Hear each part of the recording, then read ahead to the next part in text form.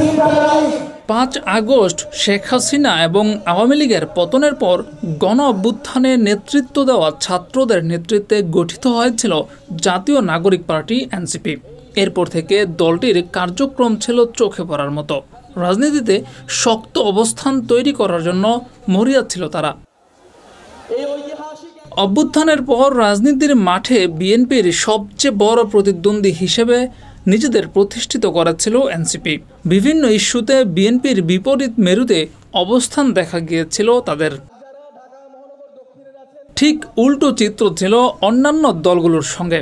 NCP বিএনপির বিভিন্ন কর্মকাণ্ড, বিভিন্ন সিদ্ধান্তের বিরোধিতা করলেও জামাতের সঙ্গে তাদের অতটা বিরোধ ছিল না। উল্টো অনেক বিষয়ে জামাত এবং এনসিপির গন্তব্য ছিল একই দিকে। ফলে অনেকেই ভেবেছিল রাজনীতির মাঠে হয়তো জামাত এবং এনসিপি এক হলেও হতে পারে। তবে দেশের অন্যতম একটি জাতীয় গণমাধ্যম জানিয়েছে ঠিক উল্টো এক কথা। তারা জানিয়েছে জামাত নয়, বরং এনসিপি নেতারা বিএনপির সঙ্গেই নির্বাচনী সমঝোতা করতে বেশি আগ্রহী। উপদেষ্টা পরিষদে থাকা ছাত্র উপদেষ্টারাও নাকি সেটাই চাচ্ছেন। প্রতিবেদনে বলা হয়েছে, এনসিপির অভ্যন্তরে আপত্তি ওঠায় এখনই জামাত ইসলামের সঙ্গে সমঝোতায় যাচ্ছে না দলটি। জুলাই জাতীয় সনদের আইনি ভিত্তি এবং নির্বাচনের আগে সনদের বাস্তবায়ন চাইলেও এনসিপি জামাতের সঙ্গে আন্দোলনে থাকবে না।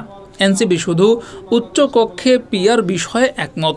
এছাড়া সন্ত্রাসী ও ফ্যাসিবাদের সহযোগী হিসেবে জাতীয় পার্টির সাংগঠনিক কার্যক্রম স্থগিতের দাবির সঙ্গে এনসিপির সমর্থন থাকবে। তবে সরকারের উপদেষ্টা সহ একাধিক নেতা বিএনপির সঙ্গে নির্বাচনী সমঝোতায় আগ্রহী বলে জানানো হয় প্রতিবেদনে। তাই প্রশ্ন উঠেছে, শুরু থেকে বিএনপির বিভিন্ন কর্মকাণ্ডের বিরোধিতা করে আসলেও শেষ পর্যন্ত কি সত্যি বিএনপির সঙ্গে সমঝোতা করে রাজনীতির মাঠে টিকে থাকার জন্য চেষ্টা করবে এনসিপি? উত্তরটা হয়তো সময় বলে দিবে।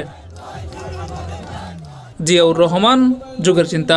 100টি সংরক্ষিত আসনে নারী প্রতিনিধিদের সরাসরি নির্বাচনের ব্যবস্থা করব।